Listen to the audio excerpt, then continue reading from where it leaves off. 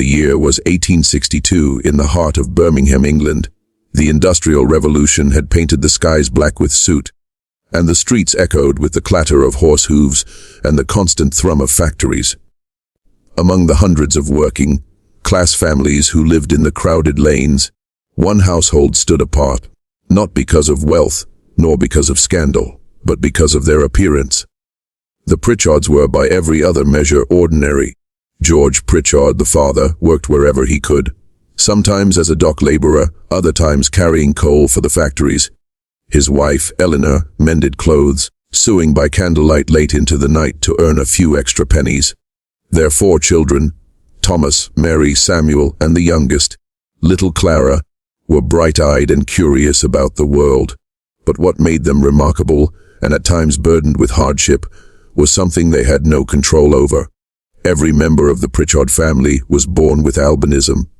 Their skin was pale as ivory, untouched by the sun's warmth, and their hair shimmered like silver threads, catching the light of dawn in a way that made them almost ethereal. Their eyes, sensitive and often squinting under daylight, carried hues of pale blue and gray that unnerved strangers who met their gaze. In a time when science had not yet explained genetic conditions and superstition still ran deep, the Pritchards were not seen as a family touched by nature's variation, but as people marked by mystery. Some called them moon children, others whispered darker words like spirit-haunted or cursed. From the moment George and Eleanor were married, they had endured whispers. When their first child, Thomas, was born with hair whiter than snow, even the midwife hesitated before swaddling him, crossing herself in silent prayer. By the time all 4 children were born the same way, neighbors had begun to look at the family with unease. The streets of Birmingham were not kind. Children pointed at the Pritchard siblings as they walked to market, calling them ghost children or chalk dolls. Some grown men laughed outright, while women pulled their children closer, as though the Pritchards carried something contagious. Eleanor, with her quiet strength, often bore the brunt of the cruelty. At the marketplace where she tried to sell her hand-sewn garments, women whispered behind her back, "Best not touch those clothes. Who knows what curse stitched them?" There were days she returned home in tears, clutching unsold garments to her chest, ashamed not of her craft, but of how the world perceived her family. George, though proud and resilient, faced barriers in his work. Employers hesitated to hire him permanently, fearing that his unusual looks might unsettle customers or fellow workers. The irony was bitter in a city desperate for labor. George was often the last man chosen. The Pritchard children bore their difference in a world where schools and play yards offered little kindness. Thomas, the eldest, loved books but was often denied long hours in school because teachers claimed his pale eyes distracted other pupils. Mary, gentle in spirit, was called a witch child by classmates who tugged at her silvery braids. Samuel, spirited and quick to anger, got into fights defending his siblings, earning him a reputation as wild. And Clara, the youngest, barely 6, often asked her mother the painful questions. "Why don't I look like the other girls? Why do they call me Ghost?" Eleanor would gather Clara into her arms, whispering the same words George often repeated. "You were not made wrong, my child. You were made rare." These words became a kind of shield, a family creed that reminded the children that their difference was not shameful, even if the world tried to convince them otherwise.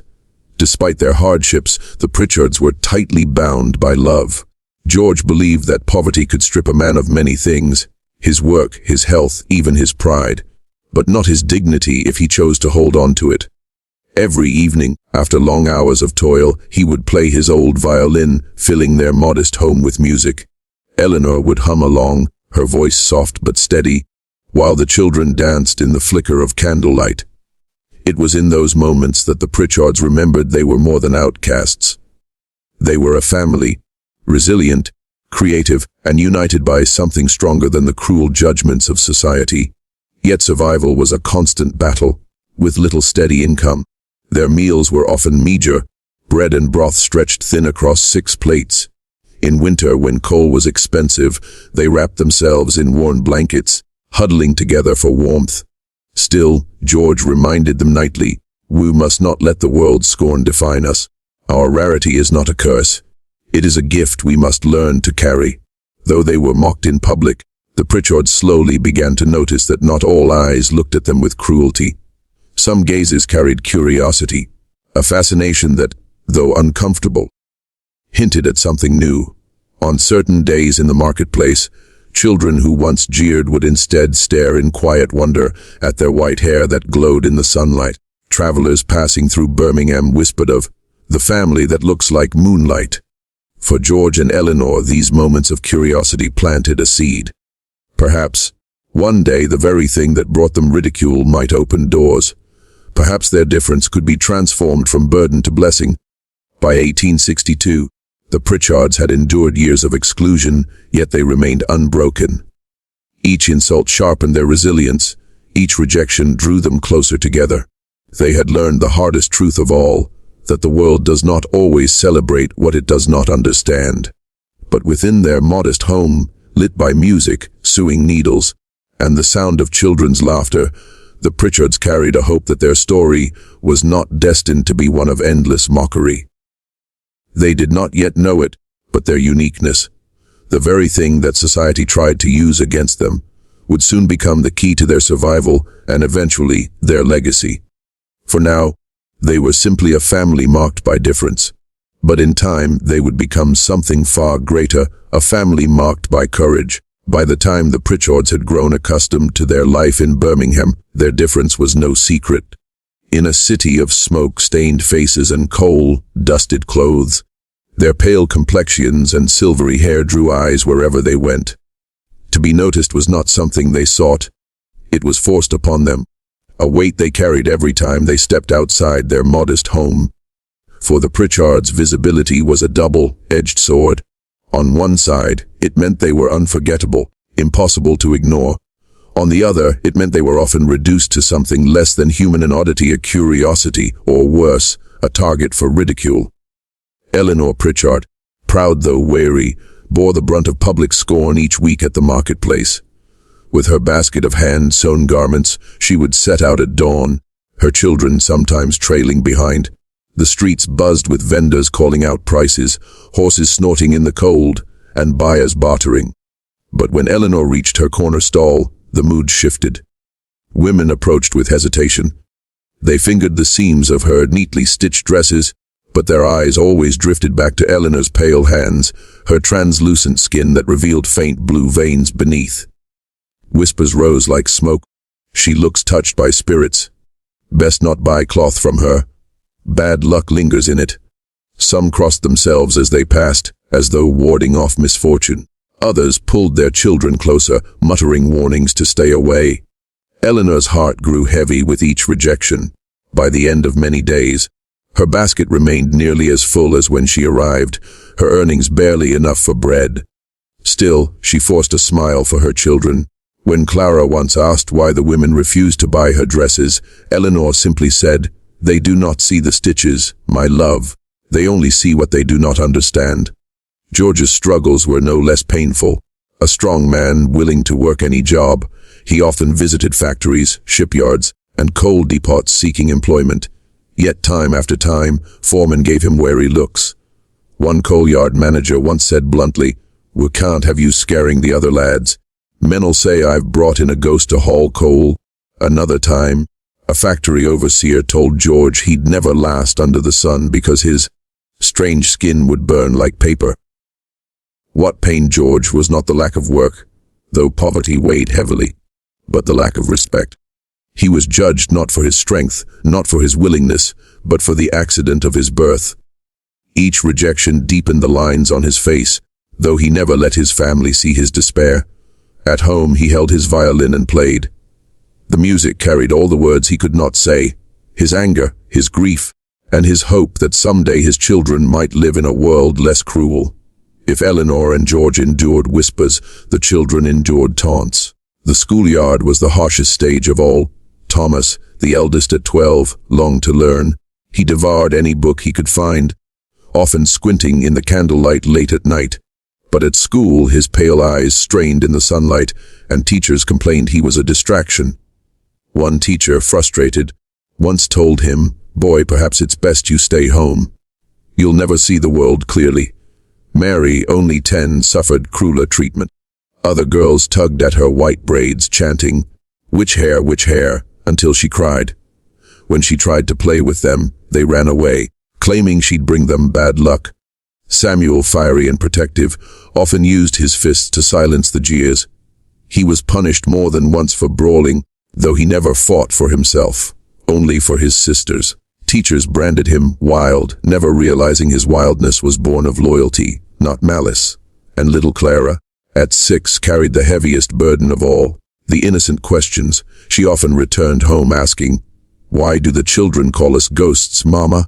Why don't we look like them?" Each question pierced Eleanor's heart, yet she always answered with tenderness, "Because, my love, the world fears what it does not know, but fear is not truth. One day you will see." The Pritchards found solace in one another. At night they gathered around the fire, such as it was, sharing bread and broth. George played his violin while Eleanor sang soft hymns. Their home, though poor, was filled with warmth. Still, even within the safety of their walls, the echoes of ridicule lingered. There was no escaping the fact that their lives were marked by stares. Every outing, every attempt to integrate into society, reminded them of their place in the eyes of others, outsiders. And yet, George's words became their anchor. "We were not made wrong. We were made rare." The children repeated it to themselves when laughter followed them in the streets. Eleanor whispered it as she stitched through her tears. George carried it silently, as though it were his shield against the world. Though scorn weighed heavily, the Pritchards began to notice something curious. Not everyone looked at them with cruelty. Some stared with fascination, not mockery. A few kind souls spoke kindly, saying their family looked like figures carved from moonlight. In those rare moments, the Pritchards glimpsed another possibility, that being seen did not always have to mean being shamed. Perhaps, one day, their difference could become a source of strength, not weakness, but in 1862, such a dream seemed distant. For now, every day was a battle to survive the eyes of others, to be seen, but not truly known. The Pritchards lived with a truth few others could understand. To be seen constantly was not a blessing, but a burden. They could never blend into a crowd, never disappear into the anonymity of city life.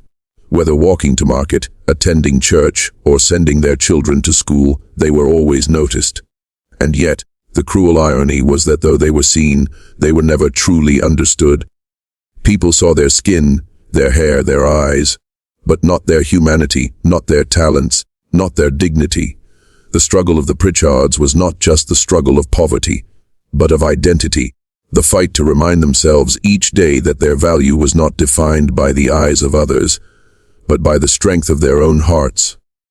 By the end of that year, the Pritchards had learned a lesson that would serve them for the rest of their lives. To be different is to be visible, and to be visible is to be vulnerable.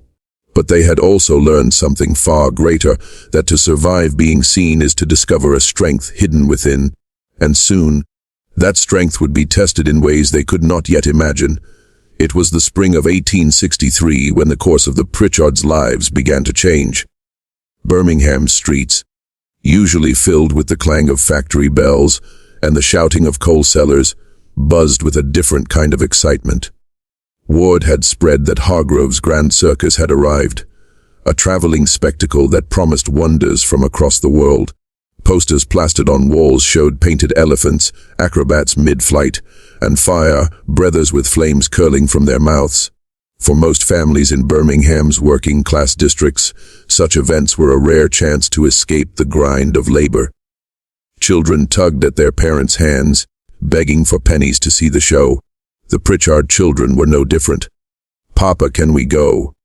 Clara begged one evening, clutching George's sleeve. Her pale eyes sparkled at the thought. "Please, I want to see the lions." George smiled, though his heart sank. The price of tickets was far beyond what they could afford. Their bread ration had already been stretched thin that week. Still, he ruffled Clara's hair and promised, "We'll see what we can manage, my love." Though the Pritchards did not attend the show that first night, fate brought the circus to them.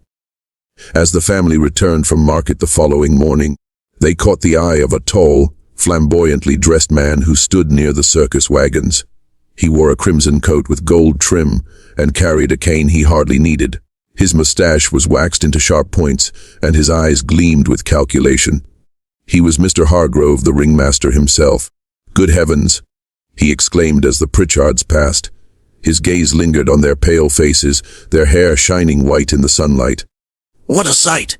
"What a marvel!" George stiffened, pulling his children closer. "We are not marvels, sir. We are simply a family." But Hargrove's interest was piqued. No. Forgive me. I mean no insult. Quite the opposite. You are extraordinary. I've traveled across Europe, shown wonders from every corner of the earth, but never have I seen a family like yours. You, sir, and your wife, and all these beautiful children, you could be stars. Eleanor frowned, suspicious. Stars. We are not performers. Hargrove smiled, lowering his voice. Not yet, but you could be. That evening, Hargrove visited the Pritchards at their home, his boots tracking suit across the worn wooden floor. He spoke with the charisma of a man who knew how to turn poverty into possibility. "Think of it," he said, spreading his arms wide as if unveiling a grand stage. "Instead of toiling for pennies, you could earn pounds. Instead of hiding from cruel whispers, you could step into the light where people pay to see you. Not mock you, but marvel at you." Eleanor's face tightened. Marvel or mockery? What is the difference when we stand behind a banner like beasts? George sat silently, his violin resting across his knees. He understood his wife's fear. Was this exploitation, another way for society to profit from their difference? Or was it opportunity, a chance to feed their children, to lift them from hunger and humiliation? The children listened wide-eyed. Thomas, the eldest, whispered, "Papa, maybe people will finally see us, not laugh at us." Samuel, ever defiant, clenched his fists. "If they laugh, let them. We'll show them we're not afraid." Clara tugged at Eleanor's sleeve. "Mama, I want to sing. Can I sing in the circus?" The room grew heavy with silence. Eleanor looked at George, tears brimming in her eyes. For years, they had fought to shield their children from ridicule, but now, perhaps the very thing that made them different could keep them alive. That night, George lay awake long after the children had gone to bed. He turned Hargrove's words over in his mind. On the one hand, there was dignity in refusing, in clinging to their identity as a family, not a sideshow. On the other, dignity did not fill bellies, nor did it pay for coal in winter. He remembered the sting of being called a ghost at the coal yard, the sight of Eleanor returning from market with unsold garments, the children's tears after another cruel day at school. What future awaited them if nothing changed? And then he thought of his own words. We were not made wrong. We were made rare. Perhaps he realized rarity could indeed be their gift if only they learned to wield it. The next morning, George looked at his wife across the breakfast table and said quietly, "Perhaps it is time we stop hiding." Eleanor, though hesitant, saw the resolve in his eyes. She nodded. "If we do this, we do it on our terms. We are not freaks. We are not cursed. We will show them we are a family." The following week, the Pritchards joined Hargrove's grand circus. Their debut was simply a banner painted with the words, "The White Wonders, a family born of moonlight." Crowds gathered, murmuring with fascination as the family stood together beneath the lanterns. At first, the stares felt no different than those in the marketplace. Curious, skeptical, sometimes cruel. But then, something shifted. When Eleanor began to sing a folk ballad, her voice carried through the tent like a bell, silencing the murmurs. George accompanied her on violin, while the children stood proudly at her side. By the end of the performance, the audience applauded, not out of mockery, but admiration. For the first time, the Pritchards were not simply being looked at, they were being listened to. That night, as the family returned to their wagon, George whispered to Eleanor, "They saw us tonight, not as curses, but as people." Eleanor held his hand, her doubts easing though not erased. "Let us pray it remains so." The circus had come calling, and the Pritchards had answered. Their journey into the world of spectacle had begun. Not as a humiliation, but as the first step in turning difference into dignity. They had chosen visibility not as a curse, but as a stage. And though the road ahead would be uncertain, one truth was already clear: the world would never forget the family born of moonlight. When the Pritchards first joined Hargrove's grand circus, they did so with heavy hearts. Their new life began in a painted wagon with peeling red trim, stationed among cages of lions and caravans of acrobats. Though they had agreed to perform, they still feared they had stepped into another form of humiliation, one where the world paid not for their talents, but for the spectacle of their skin. The first banners that went up did little to ease their worries. Bold letters announced, "See the white wonders!" A family born of moonlight, 6 souls like none other on earth. The posters exaggerated their condition, calling them spectral, enchanted, and even children of frost. Eleanor winced as she saw them pasted on tavern doors. "We are not creatures of frost," she whispered. "We are flesh and blood." Yet George reminded her gently, "If this is the mask the world needs to look at us, so be it. Let them look. Once they do, we will show them more than pale faces." The Pritchards' debut act was simple. They stood together under the lanterns in the Sideshow tent, illuminated like statues carved from ivory. At first the crowd laughed. "Ghosts." One man shouted, "Witches' blood." Another jeered. Children pointed, women gasped, and the ringmaster basked in the noise. Eleanor's cheeks burned with shame, and Mary's hands trembled at her sides. But George, determined not to let the moment collapse into mockery, lifted his violin and began to play. His bow danced across the strings, and the familiar notes of an old English folk tune filled the tent.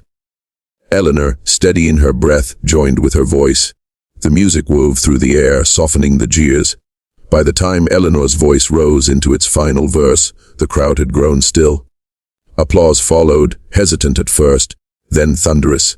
That night, as they returned to their wagon, Thomas whispered, wide-eyed, "They clapped for us." Eleanor smiled faintly, though her heart was conflicted. "Yes, my love. But tomorrow we must give them reason to clap again." Night after night, the Pritchards refined their performance. No longer content to simply stand as curiosities, they built their act around their talents. Eleanor sang, George played violin, and the children learned small skills to add variety. Thomas read short passages from poetry in his clear voice, startling audiences with his intelligence. Mary learned simple dances, her pale hair shimmering like silver thread beneath the lanterns. Samuel, strong and quick, practiced juggling wooden balls until the crowd gasped with delight at his precision. And Clara, the youngest, sang duets with her mother, her innocent voice melting hearts. Gradually, the laughter of the audience turned into wonder. People no longer came just to gawk. They came to see a performance. The Pritchards had turned their difference into a backdrop for talent, forcing the crowd to see more than appearances. One evening in Manchester, the tent was filled to bursting. The air smelled of sawdust and roasted nuts, and the audience was rowdy, restless from waiting. As the family stepped onto the stage, a man in the front row shouted cruelly, "Go back to the grave, ghost children." The insult cut through the air, and laughter rippled. Eleanor's heart clenched. She feared the show would unravel. But George did not flinch. He raised his violin and began to play a fast, fiery tune. Samuel picked up his juggling balls, tossing them higher and higher until the crowd gasped. Mary spun gracefully, her silver hair catching the lamplight. Then Eleanor sang, not a soft ballad this time, but a powerful hymn, her voice soaring through the tent like a bell. Clara joined her, harmonizing in a way that silenced even the loudest hecklers. By the end, the audience erupted in applause, drowning out the earlier cruelty. The man who had shouted insults sat with his head bowed, ashamed. That night marked a turning point. For the first time, the Pritchards knew they had reclaimed control of their narrative. They were not merely objects of curiosity. They were artists. As weeks turned into months, the Pritchards gained a reputation that spread beyond Birmingham. Word traveled of the Albino family with the voices of angels and their unique show. Critics wrote about their performance, noting that while their appearance drew crowds, it was their artistry that made people return. Parents began bringing children not to mock, but to inspire. "See, my child," one mother whispered to her son after a show in Liverpool. "They are different, but they are beautiful." Eleanor wept quietly when she heard such words, for they were so rare in her earlier life. Inside the circus, the Pritchards also grew stronger as a family. Each child discovered pride in their role. Thomas loved reciting poetry, no longer ashamed of his pale face when he saw the admiration in people's eyes. Mary danced with joy, finding confidence she had never felt in the cruel schoolyard. Samuel, once quick to anger, learned to channel his fire into performance, turning jeers into applause with his juggling feats. And Clara, the darling of the show, often stole the audience's heart with her angelic singing. Eleanor and George, though still wary of exploitation, realized they had found a way to rewrite their story. They had turned what the world once used against them into a stage for dignity. By 1865, the Pritchards were no longer starving. They traveled with the circus from city to city, their wagon filled with food, clothes, and enough earnings to dream of a future beyond survival. But more than comfort, they had gained something they once thought impossible: respect. Their name was spoken not as a curse, but as a symbol of resilience. Letters arrived from strangers who had seen them perform. One read, "I once pitied your family, thinking you were cursed. But after hearing your music, I see now you are blessed. You taught me that what sets us apart need not be shame, but strength." For the Pritchards, this was the greatest applause of all. The circus had not erased the cruelty of the world. Insults still came, whispers still followed them in towns. But the family no longer crumbled beneath them. They had discovered a truth stronger than ridicule: mockery can be turned into marvel if one dares to stand tall. As Eleanor told her children one night, sitting together after a long performance, "The world once laughed at us because it did not understand. Now they cheer because we have shown them who we are. That is our victory." And so the Pritchards, once ghost children of Birmingham, became a family of marvels, carrying their heads high beneath the circus lanterns.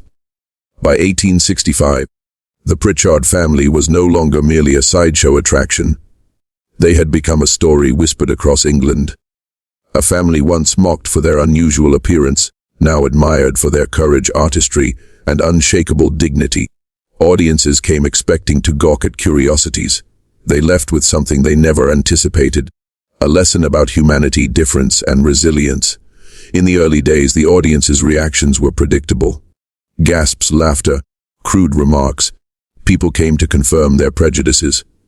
But as the Pritchards performed, something changed in the air. George's violin filled the tent with melodies that spoke of longing and pride. Eleanor's singing touched even the most hardened of men. The children, radiant in their innocence, danced, juggled, and recited verses with such sincerity that the crowd began to see them not as oddities but as performers. Night after night, the Pritchards proved a quiet truth: talent and dignity can transform perception. People who had once spat the word ghost now clapped until their hands were sore. Some even stood to cheer, and when they left the tent, they carried more than amusement. They carried a new awareness that difference was not something to fear. As their reputation spread, the Pritchards began receiving letters, something they never expected. Some were simple notes of admiration. "Your music moved me to tears. Your daughter sings like an angel." Others carried confessions. A letter from a young man in Bristol read, "I was born with a club foot. All my life, people mocked me. But when I saw your family stand proud beneath the lanterns, I felt hope for the first time. You showed me that what makes us different can also make us strong." Another came from a mother whose child was born with a cleft lip. She wrote, "I feared my boy would never know respect, but seeing your family made me believe he could find his place in the world." The Pritchards wept as they read these letters aloud in their wagon. They realized that their story was no longer only their own. It had become a beacon for countless others who lived in the shadows of society. Even within the circus community, the Pritchards' presence made waves. Traditionally, sideshows exploited human difference. Dwarfs, giants, conjoined twins, and others were displayed with sensational titles like Freaks of Nature or Monstrosities of the World. But the Pritchards challenged that mold. They insisted on being introduced not as freaks but as performers. Hargrove, ever the businessman, at first resisted. Mockery sold tickets, yet he could not ignore the crowd's reactions. The more the Pritchards were framed as artists, the more people respected them. Soon, other performers followed suit. A man with a missing arm began to demonstrate feats of strength rather than simply stand on display. A woman with dwarfism began performing comic skits instead of being labeled the smallest woman alive. The Pritchards had unintentionally sparked a shift. The circus began to transform from a place of cruel, gawking to a stage of empowerment for those society once rejected. Perhaps the greatest lessons the Pritchards taught were those given at home. Each child, once bruised by ridicule, learned to carry themselves with pride. Thomas discovered his love for words and began writing poems of his own, inspired by the audiences who listened to him with respect. Mary, once mocked for her hair, now twirled confidently under the lanterns, hearing cheers instead of insults. Samuel, once labeled wild, learned the discipline of juggling and performance, turning his anger into artistry. And Clara, the youngest, blossomed into a fearless singer, adored wherever she went. George and Eleanor reminded them constantly, "The world will always see your difference first. But it is your choice to show them what lies beyond it. Let your actions speak louder than their stares." These words sank deep into their children's hearts. What once felt like a curse became a responsibility to stand tall, so others might learn to do the same. During their travels, the Pritchards often drew visits from those who lived in the margins. People with scars, disabilities, or unusual features would wait after shows, hesitant but hopeful. They came not for entertainment but for courage. One evening in York, a timid girl with a facial birthmark approached Eleanor. She clutched her shawl tightly, afraid to meet their eyes. "Everyone says I'll never marry, that I'll always be ugly," she whispered. Eleanor knelt, taking the girl's hand. "My dear, beauty is not in what they see first. It is in how you carry yourself, how you live, how you love. If we can stand before a crowd and sing, so can you stand before the world and be proud." The girl burst into tears and hugged her. That moment spread like wildfire among the circus folk. The Pritchards were not just performers, they were teachers of resilience. By the time the Pritchards reached London, their reputation preceded them. Journalists wrote columns not about their albinism, but about the dignity of their act. One paper read, "The so-called white wonders are not wonders of appearance alone, but wonders of spirit. They teach us that what society mocks can, with courage, become what society admires." For the Pritchards, this was the truest victory. They had begun their journey with fear that they would be reduced to objects of scorn. Instead, they had become symbols of strength. Of course, not every audience member changed their mind. Cruelty never vanished entirely. Insults still came, and some still attended only to stare. But the difference was this: the Pritchards no longer bore those insults as wounds. They had learned to carry them as proof of survival. The lesson they taught was not that cruelty could be erased, but that dignity could endure in spite of it. That one could choose how to be seen. In every town they visited, the Pritchards left behind more than applause. They left behind seeds of empathy, resilience, and hope. For every child who felt different, for every adult who lived in shame, the Pritchards' performance whispered, "You are not wrong, you are rare, and rarity can be a gift." This became their legacy. The lesson they taught was not only for the circus crowd, it was for the world. By the early 1870s, the Pritchard family had traveled across England and even beyond, carrying with them a story that began not with triumph, but with shame. Once, they were mocked as ghost children in the streets of Birmingham. Now, they were known as a family who turned difference into dignity and ridicule into respect. But their journey through the circus was only part of their legacy. What they left behind was far greater than applause. It was a lesson that would outlive their performances, etched into the hearts of those who saw them. George Pritchard, the quiet strength of the family, continued to play his violin through every performance. His music had become more than accompaniment. It was a declaration. Each note seemed to say, "We are here, we are whole, and we will not be silenced." But years of travel and hard living wore on him. By 1872, George fell ill. Though the family tried to continue, his health declined rapidly.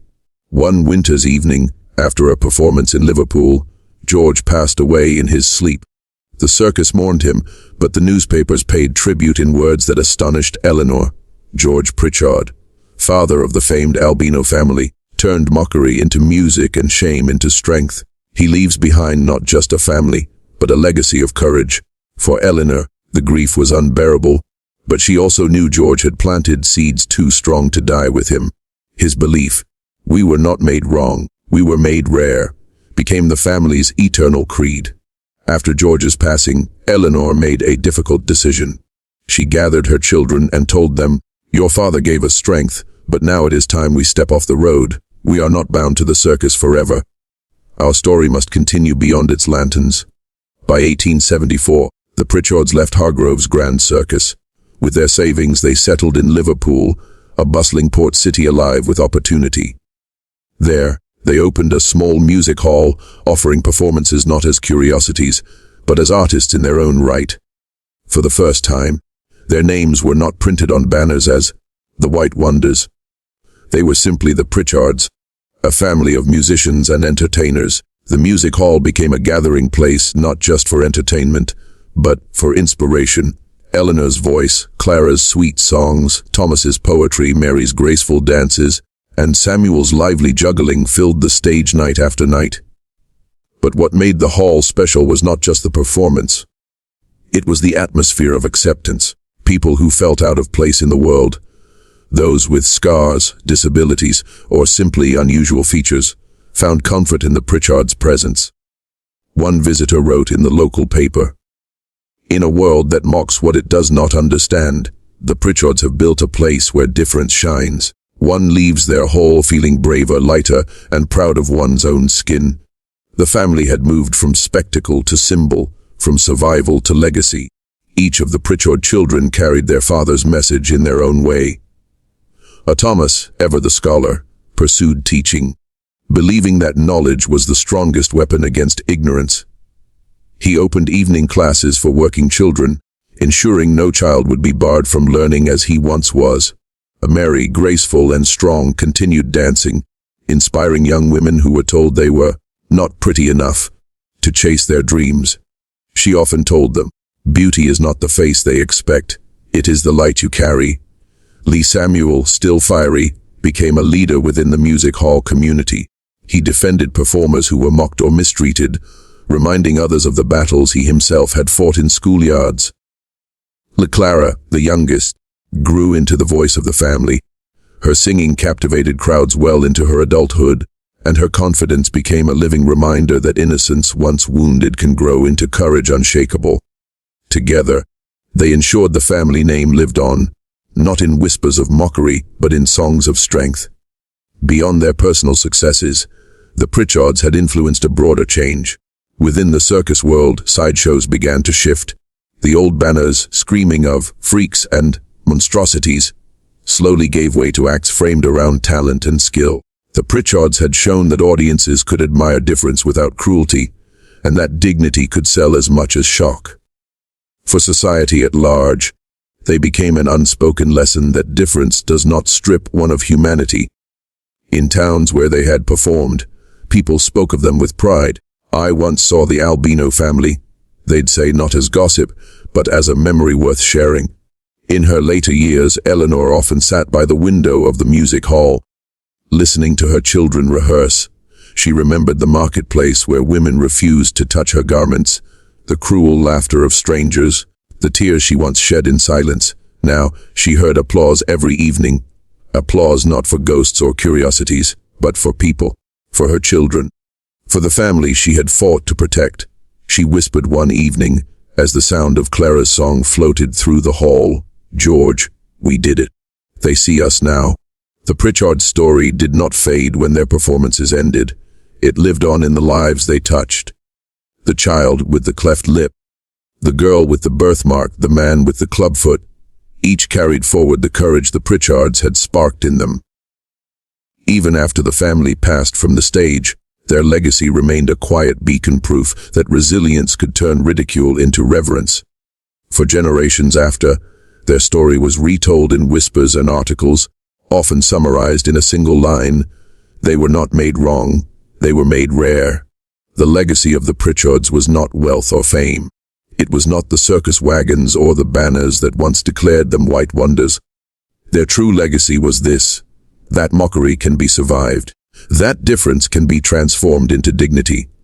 That a family's love, when unshakable, can rewrite the story the world tries to impose. The Pritchards left behind a truth as timeless as their music. We are more than how the world first sees us. We are what we choose to show. And in that truth, their light, like moonlight, endured long after the lanterns of the circus had dimmed.